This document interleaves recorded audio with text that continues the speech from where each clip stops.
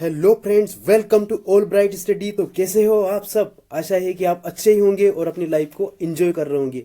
मैं आपका दोस्त दीपक और आज आपके लिए लाया हूँ रिसोर्सेस एंड डेवलपमेंट पार्ट 3। और इस वीडियो में हम इस चैप्टर को पूरा अच्छे से कंप्लीट कर लेंगे।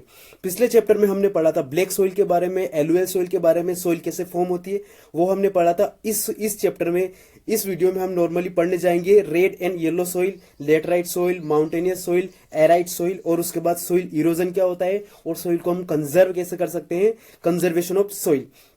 आई थिंक आपको पिछले जो 2 वीडियो आपने देखे हैं उनमें हर एक चीज अच्छे से समझ में आ रही होगी। आप हर एक कॉन्सेप्ट को अच्छे से समझ पा रहे होंगे और आप इस चीज को अपनी लाइफ में उतार पा रहे होंगे। आज हम शुरुआत करते हैं बहुत important concept, that is red and yellow soil. Red and yellow soil दोनों में डिफरेंस क्या है, दोनों का फॉर्म कैसे होता है, दोनों आपके नॉर्मली इंडिया के कौन कौन से पार्ट में पाई जाती है, ये हम इस चैप्टर में पढ़ने जाएंगे। तो सबसे पहले दोस्तों बात करते हैं रेड सोइल के बारे में। तो अगर रेड सोइल के बारे में बात करें तो रेड सोइल है, उसको रेड सोइल कहते हैं हम क्योंकि उसका जो कलर होता है वो बिल्कुल रेड होता है, बिल्कुल लाल कलर की होती है, इसलिए हम उसको कहते हैं रेड सोइल। और आपकी जो रेड सोइल है वो कहाँ कहाँ नॉर्मली पाई जाती है? तो रेड सोइल आपके ईस्टर्न प्लेट्यू, आपके eastern and southern part of Deccan plateau में पाई जाती है, Odisha, Chhattisgarh, southern parts of middle Ganga plains, pigment zone of western Ghats, इस घाट में हम देखते हैं तो हमारे पाई जाती है रेड सोइल। अब सबसे पहले हम बात करते हैं रेड सोइल का फॉर्मेशन क्या होता है, how red soil is formed, और हम उसको रेड सोइल क्यों कहते हैं ये भी हम अच्छे से समझेंगे। तो रेड सोइल को हिंदी में कहते हैं लाल मिट्टी या फिर लाल मृदा। अब हम बात करेंगे रेड सोइल का फॉर्मेशन कैसे होता है। तो सबसे पहले बात करते हैं रेड सोइल जो आपकी weathering of old crystalline rocks. तो सबसे पहले हमको समझना पड़ेगा what is weathering. Okay, weathering क्या होती है? वेदरिंग का सिंपल सा मतलब होता है कि जो आपके ओल्ड क्रिस्टलाइन रॉक होती है वो जब एक जगह जमा हो जाती है, एंड मेटामॉर्फिक रॉक। ओके, तो मेटामॉर्फिक रॉक समझने से पहले हमको समझना पड़ेगा कि टाइप्स ऑफ रॉक की रॉक्स आपके नॉर्मली कितने टाइप्स होते हैं। ओके, तो टाइप्स ऑफ रॉक्स में नॉर्मली रॉक्स 3 टाइप्स के होते हैं। पहला है आपके इग्निशियस रॉक, फिर आपके सेडिमेंट्री रॉक्स, और फिर आपके मेटामॉर्फिक रॉक। तो सबसे पहले बात करते हैं व्हाट इज इग्निशियस रॉक्स। तो क्लास स्टूडेंट्स, दोस्तों, प्यारे दोस्तों, हमने पिछली क्लास में पढ़ा था, या फिर आपने जूनियर क्लास में 7th क्लास में पढ़ा था कि आपके इग्निशियस रॉक्स, सेडिमेंट्री रॉक्स और मेटामॉर्फिक रॉक्स कैसे बनते हैं। अगर आप भूल चुके हो, आपको नहीं पता है, तो हम इसको एक बार एक्सप्लेन करके इस छोटे से कॉन्सेप्ट को अच्छे से समझ पाएंगे। तो आपको पता है कि हमारी जो अर्थ है, हमारी अर्थ नॉर्मली 3 पार्ट्स में डिवाइडेड है। ओके, नॉर्मली 3 पार्ट्स में डिवाइडेड है, जिसमें जो अपर मोस्ट पार्ट है हमारी अर्थ का उसको हम बोलते हैं क्रस्ट, और उसके नीचे वाला जो पार्ट है जिसको हम बोलते हैं मेंटल, और मेंटल से जो नीचे वाला जो लास्ट वाला पार्ट है उसको हम कहते हैं कोर। और कोर को 2 पार्ट्स में डिवाइड किया गया है, इनर कोर और आउटर कोर। हमको कोर में जाने की जरूरत नहीं है, सबसे पहले हम बात करेंगे मेंटल के बारे में। तो आपके जो मेंटल है वो मेंटल इनर कोर है, और यहाँ पे आपके जो मेग्मा है, मेंटल लेयर में आपके पाया जाता है मेग्मा, और मेग्मा पूरा है आपकी एक लिक्विड स्टेट है, मतलब ये आपके लिक्विड फॉर्म में आपके मेग्मा पाया जाता है। ओके, तो यहाँ एक जो ये इसके जो मेग्मा है, मेग्मा बहुत, यहाँ का टेम्परेचर बहुत ज्यादा है, और जिस जगह टेम्परेचर बहुत ज्यादा रहता है वहां के जो मॉलिक्यूल्स रहते हैं, वहां के जो पार्टिकल्स रहते हैं वो आपस में मूवमेंट करने लगते हैं। और जब वो आपस में मूवमेंट करते हैं तो उस प्रोसेस के लिए एक हम साइंटिफिक वर्ड यूज करते हैं जिसको बोलते हैं conventional current.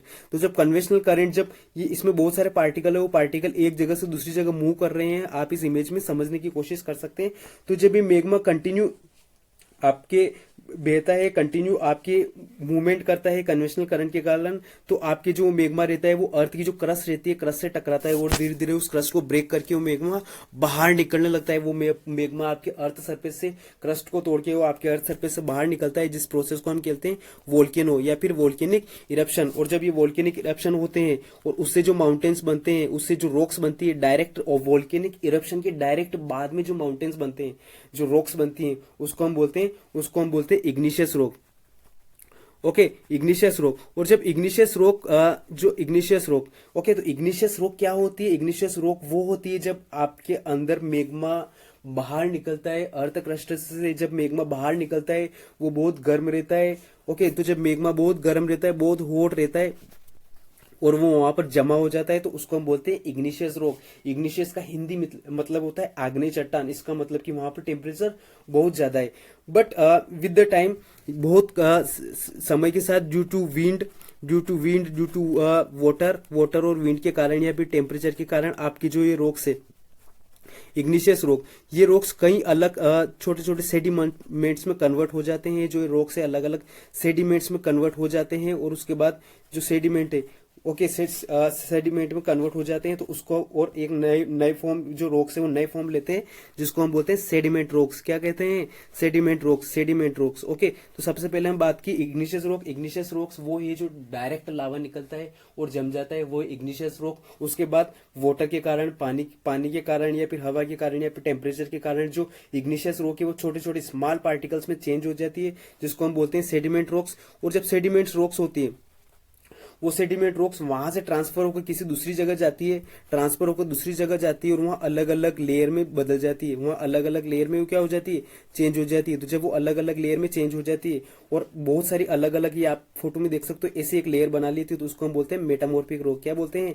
Metamorphic rock. Okay, तो आपके ये आई थिंक आपको जो पुराना कॉन्सेप्ट आपने जो छोटे क्लास में पढ़ा था, आपको समझ में आया होगा, जिसमें हमने पढ़ा है normal igneous rock, metamorphic rock, और उससे पहले हमने पढ़ा है सेडिमेंट रॉक्स। ओके, तो आपके रेड सोइल का फॉर्म कैसे होता है? रेड सोइल का फॉर्म होता है कि जब जो ओल्ड क्रिस्टलाइन रॉक है वो एक जगह जमा हो जाती है, जो लेयर्स में जमा हो जाती है, जो मेटामॉर्फिक रॉक में चेंज हो जाती है। और जो आपके रेड सोइल का कलर आपके रेड क्यों होता है? क्योंकि यहाँ टेम्परेचर बहुत कम होता है, और यहाँ पर बारिश बहुत कम होती है, और टेम्परेचर बहुत ज्यादा होता है। तो आपके रेड सोइल में टेम्परेचर बहुत ज्यादा होता है, रेड सोइल में टेम्परेचर बहुत ज्यादा होता है, यहाँ का तापमान बहुत ज्यादा होता है, यहाँ पानी बहुत कम होती है। अच्छा, रेड सोइल का रेड कलर क्यों होता है? क्योंकि इसमें आयरन रहता है, और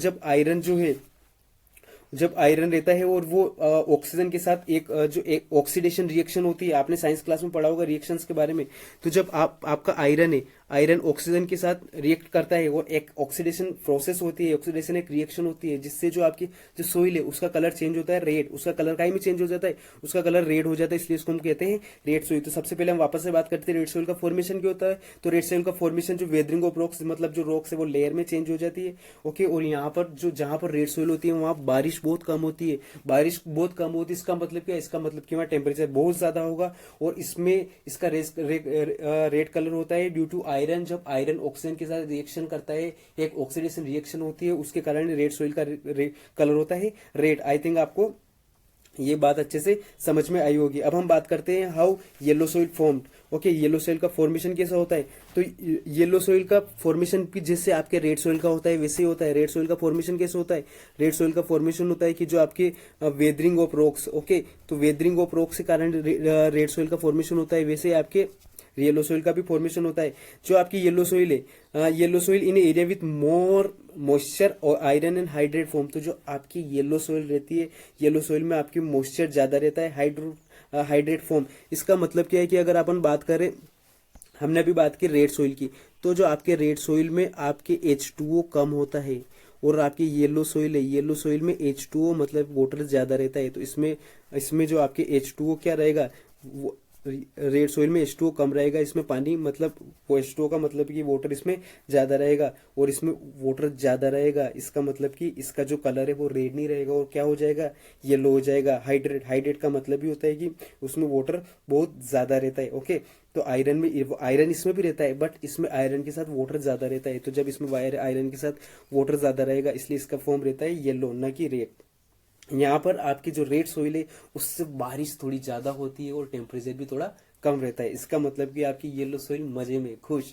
क्यों? क्योंकि यहाँ टाइम पे पानी मिल रहा है। ओके, इसलिए ये येलो है। और रेड सोइल बेचारी को पानी नहीं मिल रहा है, और वहां पर आयरन कंटेंट भी है, इसलिए उनको करनी पड़ रही है ऑक्सीडेशन रिएक्शन, इसलिए उसका कलर है रेड। बट यहाँ इसका कलर क्या है? इसका कलर यहाँ पर येलो। और येलो क्यों है? क्योंकि यहाँ पर वाटर है, यहाँ पर पानी है, और पानी मिल गया तो इसका कलर क्या हो जाएगा? इसका कलर हो जाएगा हाँ येलो। आई थिंक आपको समझ में आया होगा। अब इसमें भी सिंपल प्रोसेस वही है कि ब्रेक डाउन ऑफ रॉक्स की, रॉक्स आपके अलग अलग पार्ट्स में ब्रेक डाउन हो जाती है, इसमें भी आयरन मिक्स होता है। ओके, ये हमने बात की, इसमें आयरन मिक्स होता है। तो ये अभी हम बात करते हैं, अगर ऑक्सीडेशन प्रोसेस होगी तो ऑक्सीडेशन प्रोसेस होगी, इसका मतलब क्या है?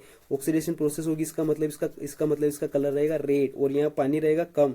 जबकि हाइड्रेशन का मतलब है कि यहाँ पानी बहुत ज्यादा रहेगा। तो येलो सोइल मजे में, क्योंकि पानी ज्यादा है।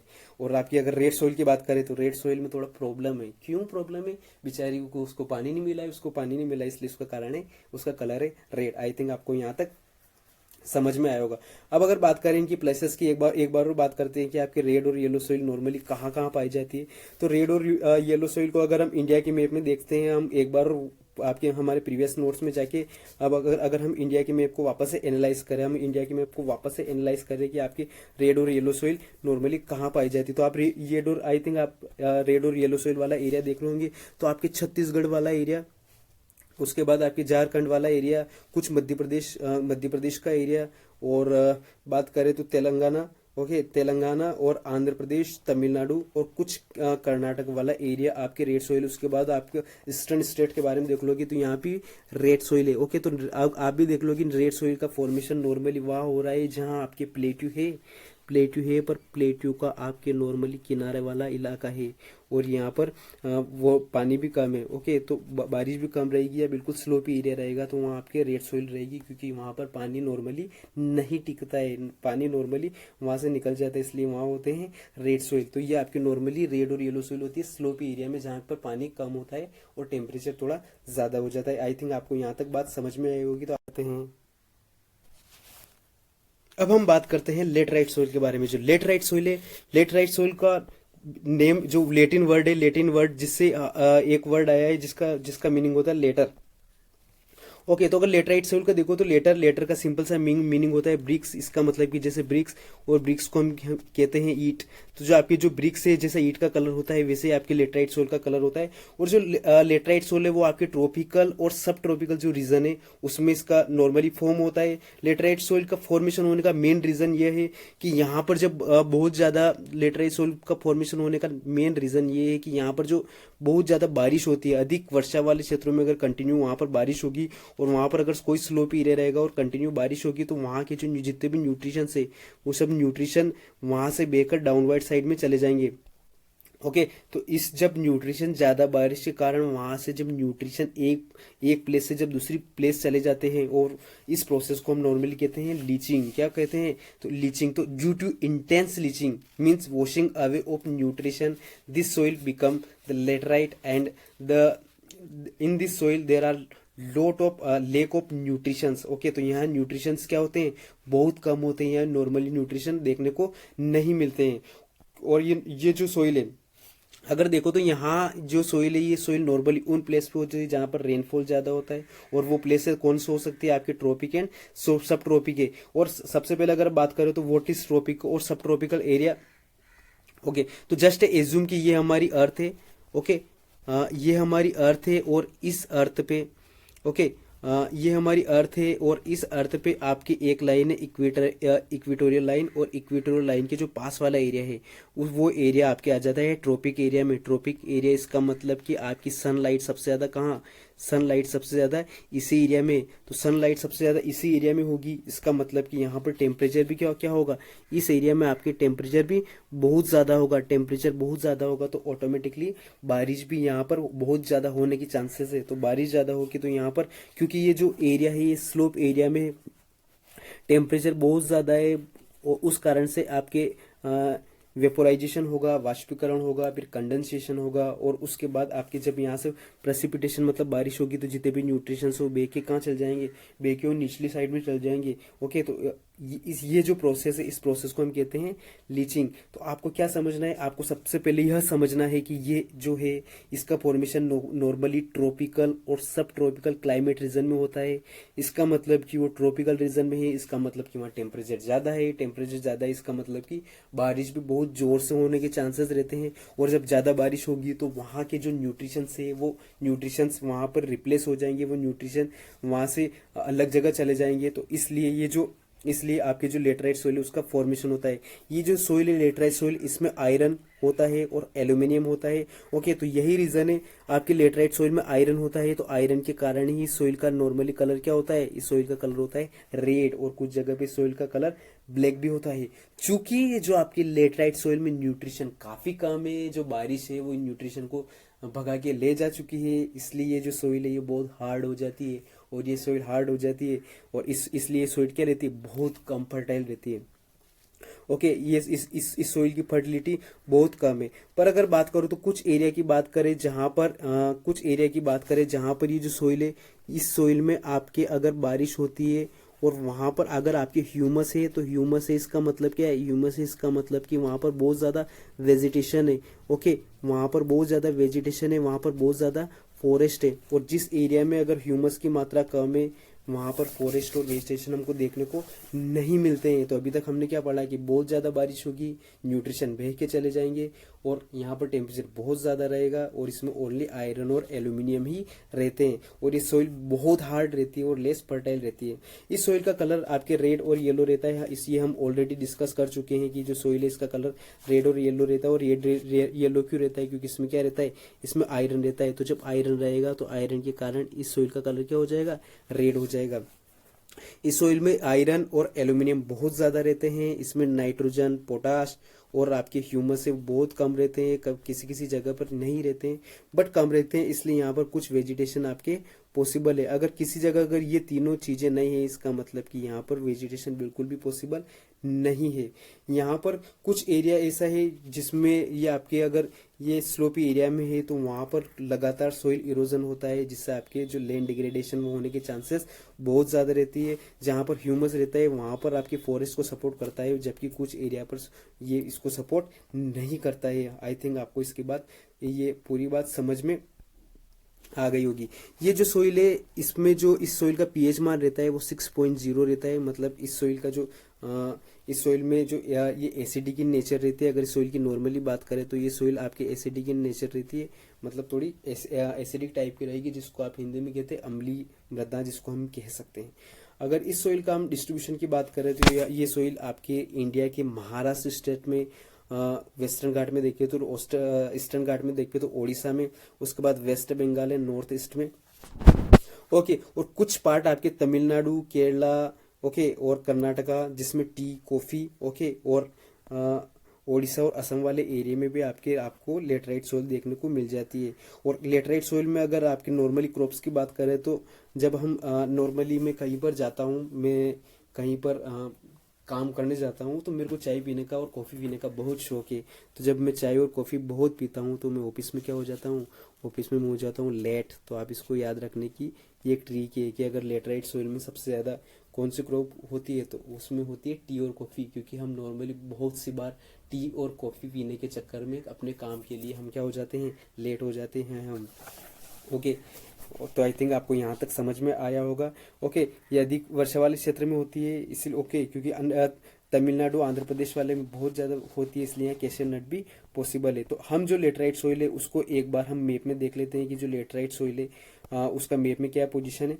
ओके, तो इसमें आप अगर लेटराइट सोइल की बात करो, लेटराइट सोइल आप इसमें देख सकते हैं बहुत ही कम एरिया में।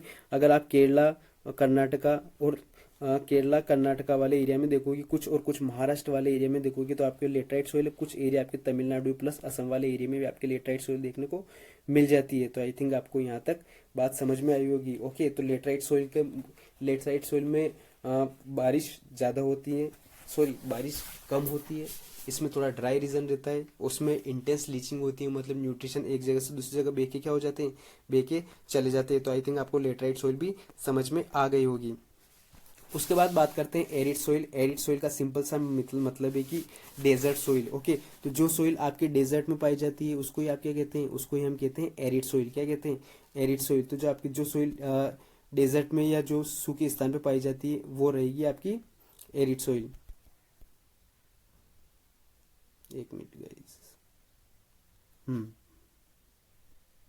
ओके, तो वो रहेगी आपकी एरिड सोइल। ओके, तो arid soil is found in the dry and desert region. तो आपकी जो सूखा और डेजर्ट रीजन रहेगा उसमें एरिड सोइल रहेगी। यहाँ पर जो एरिड सोइल में आपके जो रेनफॉल है, रेनफॉल बहुत कम होती है, यहाँ आपको नॉर्मली रेनफॉल देखने को नहीं मिलेगी, इसी कारण वहाँ पर वेजिटेशन भी कम रहेगा। तो रेनफॉल देखने को नहीं मिलेगी तो आपकी वेजिटेशन भी बहुत कम रहेगा। वेजिटेशन मतलब इतना कम रहेगा कि वहाँ पर नॉर्मली आपको कहीं भी एक घास फूस या कहीं भी पेड़ पौधे देखने को नहीं मिलेंगे। ओनली कुछ पेड़ पौधे देखने को मिल सकते हैं आपको जो उस इंटेंस कंडीशन में वहां पर सरवाइव कर सकते हो। तो ये आपके नॉर्मली राजस्थान और कुछ गुजरात का जो पार्ट है, ओके, गुजरात और राजस्थान के पार्ट में आपको देखने को मिलेगी। ओके, तो ये जो सोइल है ये आप इसका कैसे है, तो weathering of rocks in dry climate. तो यहाँ की क्लाइमेट बहुत ड्राई होती है, यहाँ पर बारिश बहुत कम होती है, यहाँ पर लेस लीचिंग होती है। ओके, तो लीचिंग का मतलब क्या है कि जो जो आपके न्यूट्रिशन पानी के साथ चले जाते हैं वो उसका मतलब होता है लीचिंग। पर यहाँ पर बारिश ही नहीं होती, न्यूट्रिशन कहाँ का जाएंगे, कहीं कहाँ जाएंगे, यहीं पर रहेंगे बेचारे, कहीं जा ही नहीं सकते हो, क्योंकि यहाँ लीचिंग ही नहीं होती। और लीचिंग ही नहीं होती, क्यों नहीं होती है? क्योंकि यहाँ पर बारिश नहीं होती है। आई थिंक आपको यहाँ तक बात समझ में आई होगी। ओके, तो यहाँ पर जो ये एरिया है, अगर मान लो यहाँ पर बारिश होती भी है, मान लो ये डेजर्ट वाला एरिया है पूरा, और इस डेजर्ट वाले एरिया में अगर बारिश होगी भी सही, तो यहाँ पर आपके टेम्परेचर बहुत ज़्यादा है। और जब यहाँ पर टेम्परेचर बहुत ज़्यादा है तो आपके जो वाटर है वापस क्या हो जाएगा, वाटर वापस इवोपोरेट हो जाएगा। और वाटर वापस इवोपोरेट हो जाएगा, इसका मतलब कि जो पानी में जो सोल्ट रहता है, जो आपके सोल्टी वाटर रहता है, उस कारण जो हाई इवोपोरेशन के कारण वहाँ नमक जो आपके साल्ट रहता है, NaCl जो रहता है, वो एक्यूमुलेट हो जाएगा। ओके, तो यहाँ इवोपोरेशन बहुत ज़्यादा होगा, इसलिए यहाँ साल्ट इकट्ठा हो जाता है नॉर्मली। और ये सोइल नॉर्मली देखो सेलाइन रहती है, क्योंकि इसमें साल्ट मिला हुआ रहता है, इसमें नमक मिला हुआ रहता है, इसलिए सेलिन रहती है। और सैंडी मतलब कि रेतीली मिट्टी रहती है। तो आई थिंक आपको यहाँ तक समझ में आया होगा। तो एरिड सोइल को अगर एक बार और हम अच्छे से देखें तो यहाँ डेजर्ट वाले एरिया में रहते हैं, बारिश बहुत कम होती है, बारिश बहुत कम होती है, इवोपोरेशन बहुत ज़्यादा होता है, इवोपोरेशन बहुत ज़्यादा होता है। तो यहाँ पर आपके नॉर्मली जो नमक है या फिर जो आपके सोल्ट है वो इकट्ठा हो जाता है। ओके, और यहाँ पर लीचिंग काफ़ी कम होती है, क्योंकि यहाँ पर बारिश नहीं होती। अगर आपको लीचिंग समझ में आ रहा है, इसका मतलब आपको ये टॉपिक अच्छे समझ में आ जाएगा। ओके, तो ये बहुत सैंडी मतलब रेतीली सोइल होती है, लूज सोइल होती है, न्यूट्रिशन मॉइस्चर बहुत कम होता है इसमें। मॉइस्चर मतलब कि यहाँ पर नमी बहुत कम होती है, साल्ट कंटेंट बहुत ज़्यादा रहता है। ह्यूमस और नाइट्रोजन के होने के चांसेस तो बिल्कुल भी कम है। ह्यूमस और नाइट्रोजन नॉर्मली देखने को नहीं मिलते हैं, और ये होते भी तो भी बहुत कम होते हैं, इसी कारण यहाँ पर कोई वेजिटेशन नहीं होती है। बट अगर यहाँ पर प्रॉपर आपकी इरिगेशन हो, प्रॉपर आपके सिंचाई की व्यवस्था हो आपके पास, तो यहाँ पर इस सोइल को फर्टाइल किया जा सकता है। ओके, ऑक्यूपाई बाय द कनका दे टेरेस्ट्रिक इन्फिल्ट्रेशन। ओके, तो आपको यहाँ तक, तो अगर आपके पास अच्छे से अगर आपके पास इरिगेशन प्रोसेस है, और तो आप यहाँ पर नॉर्मली यहाँ पर एग्रीकल्चर कर सकते हो, बट फिर भी उतना प्रोडक्टिविटी उसकी नहीं होगी। तो आई थिंक क्लास आपको यहाँ तक बात समझ में आ गई होगी। उसके बाद बात करें फॉरेस्ट सोइल की, बात करें तो फॉरेस्ट सोइल का मतलब क्या है कि वो सोइल जो आपकी नॉर्मली फॉरेस्ट में है, वही तो आपकी फॉरेस्ट सोइल होगी। तो फॉरेस्ट सोइल को हम माउंटेनियस सोइल भी कहते हैं, form by the decomposition of leaves and organic material. For example, ये आपके एक प्लांट है। ओके, ये जो प्लांट है, और इस प्लांट की लीव्स आपकी अगर नीचे गिर रही है, लीव्स नीचे गिरी है, और इधर भी प्लांट्स है, तो यहाँ भी प्लांट्स की लीव्स जो है, जो पत्तियां हैं, वो ऊपर से नीचे गिरती है। प्लस यहाँ पर कुछ एनिमल्स है, जो कि एनिमल्स, अगर उन एनिमल्स की डेथ हो जाती है, ओके, अगर उन एनिमल्स की डेथ हो जाती है, तो उस कारण जब ये सब डिकम्पोज होगा, ये सब डीके होगा, तो डीके होगा इसका मतलब क्या है, इसका मतलब कि सोइल को क्या प्रोवाइड करवाएगा, इस सोइल को और ज़्यादा फर्टिलिटी प्रोवाइड करवाएगा। इस सोइल की जो फर्टिलिटी और ज़्यादा हो जाएगी, क्योंकि यहाँ लीव्स और प्लांट्स प्लस जो एनिमल्स है उनकी भी अगर डेथ हो जाती है, तो इसलिए इस सोइल में ह्यूमस क्या रहता है, ह्यूमस बहुत ज़्यादा रहता है, इसमें बैक्टीरिया बहुत ज़्यादा रहते हैं, प्लस यहाँ वाटर की प्रेजेंस भी बहुत ज़्यादा रहती है। तो आपकी डिस्ट्रीब्यूशन क्या होगी, आपके पूरा हिमालय रीजन की बात करो तो वहाँ पर आपके माउंटेनियस सोइल है। वेस्टर्न घाट, ईस्टर्न घाट्स में आपकी माउंटेनियस सोइल देखने को मिल जाएंगी, और माउंटेन एंड फॉरेस्ट एरिया में तो आपके हम एरिड सोइल का हमने देख ही लिया था। उससे पहले हम माउंटेनियस सोइल को एक बार और एनालाइज कर लेते हैं कि आपकी माउंटेनियस सोइल कहाँ है। ओके, तो माउंटेनियस सोइल का अगर देखोगे तो जहाँ जहाँ भी आपके हाईलाइट ग्रीन जो एरिया है, ओके, आपके जो ग्रीन एरिया है, जैसे आपके जम्मू कश्मीर वाले एरिया में, लद्दाख वाले एरिया में, उत्तराखंड वाले एरिया में, हिमाचल प्रदेश वाले एरिया में, इधर अरुणाचल प्रदेश वाला एरिया में, सिक्किम वाला एरिया में, ओके, और आपके ईस्टर्न वेस्टर्न घाट में भी आपके नॉर्मली माउंटेनियस सोइल हमको देखने को मिल जाती है। आई थिंक आपको ये बात समझ में आ रही होगी। ओके, तो आपके माउंटेनियस सोइल में कौन कौन सी है, तो माउंटेनियस सोइल में चाय, कॉफ़ी, स्पाइसेस, फ्रूट्स। क्लास जो फसल है इनको कैसे याद रख सकते हैं, इनको ऐसे याद रख सकते हैं कि फॉर एग्जाम्पल ये बहुत ऊंचा माउंटेन है, ओके, और इस माउंटेन पे मान लो मुझे चढ़ना है, या फिर आपको चढ़ना है, या फिर हम सभी को चढ़ना है। ओके, तो माउंटेन्स पे हम कुछ डिस्टेंस पे गए, हम यहाँ पर गए, और यहाँ पर क्या है, कोल्ड ज़्यादा है, मतलब टेम्परेचर बहुत कम है। ओके, और यहाँ पर ठंडा इलाका बहुत है, तो हम साथ में चाय भी ले गए, कॉफ़ी भी ले गए, और हमने यहाँ पर चाय कॉफ़ी बना के पी, जिससे हमारे शरीर में थोड़ी गर्मी हो गई। उसके बाद हम कुछ मसाले भी ले गए, जिससे हमने अच्छे से कुछ सब्जी बनाई कुछ, ओके। और उसके बाद हमने फ्रूट्स भी खाए, तो उससे हमारे शरीर में क्या आई, उससे हमारे शरीर में गर्मी आई। तो इसका मतलब कि हम माउंटेन्स पे चढ़े, हमको वहाँ ठंड लगी, और हमने ठंड को कम करने के साधन भी हमारे साथ में ले गए। तो क्या ले गए, चाय ले गए, कॉफ़ी ले गए, मसाले ले गए, फल ले गए। इसका मतलब क्या है, इसका मतलब ये है कि जो ये सोइल है, माउंटेनियस सोइल, उस पर कौन कौन सी फसल ग्रो हो सकती है, चाय, coffee, spices and fruits. I think आपको यहाँ तक समझ में आया होगा। उसके बाद हम बात करते हैं सोइल इरोजन। तो सोइल इरोजन का सिंपल सा मीनिंग होता है फ्रेंड्स, कि ये आपके सोइल है एक पर्टिकुलर एरिया पे, ओके। और ये आपके ये एरिया है, थोड़ा स्लोपी एरिया है। तो यहाँ पर आपके बादल बरसे, मेघा बरसे, या फिर बादल बरसे, यहाँ पर पानी आता है। यहाँ पर पानी आने के बाद जो सोइल है, ये सोइल पर यहाँ ढलान वाला एरिया है, स्लोपी वाला एरिया है, तो ये सोइल यहाँ से ट्रांसफ़र हो जाती है। जब ये सोइल ट्रांसफ़र हो जाती है, ओके, ट्रांसफ़र हो जाती है किसके द्वारा, या तो वाटर के द्वारा होगी, मतलब अगर रेनफॉल ज़्यादा होगी, या फिर विंड के द्वारा होगी, अगर यह हवा ज़्यादा चलेगी तो भी सोइल ट्रांसफ़र हो जाएगी, ओके। तो इसमें एक्सटर्नल फैक्टर वाटर और विंड के कारण जो सोइल है वो ट्रांसफ़र हो गई है। उस सोइल ने अपनी जो प्लेस है, प्लेस को क्या कर लिया है, प्लेस को चेंज कर लिया है, ओके, प्लेस को चेंज कर लिया है, ओके। और एक प्लेस से दूसरे प्लेस पे चली जाएगा। इसका मतलब कि इस पर्टिकुलर जगह पे यहाँ पर सोइल क्या हो जाएगी, यहाँ पर सोइल डिक्रीज हो जाएगी, ओके। और यहाँ पर सोइल क्या हो जाएगी, यहाँ पर सोइल इंक्रीज हो जाएगी। तो ये जो सोइल डिक्रीज हुई, यहाँ से सोइल एक प्लेस से दूसरी प्लेस पे गई, ओके। तो इस पूरी प्रोसेस को हम कहते हैं सोइल इरोजन। क्या कहते हैं, सोइल इरोजन। तो अगर हम उसको हमारे खुद के वर्ड में अगर डिफाइन करें, तो soil erosion means the top most layer of soil is transfer from one place to another place through water, wind, या फिर ह्यूमन एक्टिविटी भी हो सकती है। तो आप यहाँ देख सकते हो कि ये बारिश हो रही है, तो बारिश हो रही है, यहाँ पर हेवी रेनफॉल हो रही है। रेनफॉल, ड्यू टू रेनफॉल यहाँ पर जो सोइल है वो अपनी प्लेस से दूसरी प्लेस यहाँ पर स्लोप एरिया में ट्रांसफर हो गई, ओके। या फिर हवा चलेगी तो भी वो अपनी प्लेस से दूसरी प्लेस पे जो ट्रांसफर हो जाएगी। इसका मतलब कि सोइल क्या है, अपर मोस्ट लेयर, और अपर मोस्ट लेयर ही ट्रांसफर हो जाएगी, तो उसको हम क्या कहेंगे, सोइल इरोजन। अच्छा, इसके मेन रीजन क्या है, इसका मेन रीजन है डिफोरेस्टेशन। डिफोरेस्टेशन का मतलब होता है कि डिफोरेस्टेशन का सिंपल सा मीनिंग होता है कटिंग ऑफ फॉरेस्ट। तो डिफोरेस्टेशन का सिंपल सा मीनिंग क्या होता है, सिंपल सा मीनिंग होता है कटिंग ऑफ फॉरेस्ट, कि आप जंगलों को काट रहे हो, आप जंगलों की कटाई कर रहे हो, तो वो आ जाएगा डिफोरेस्ट।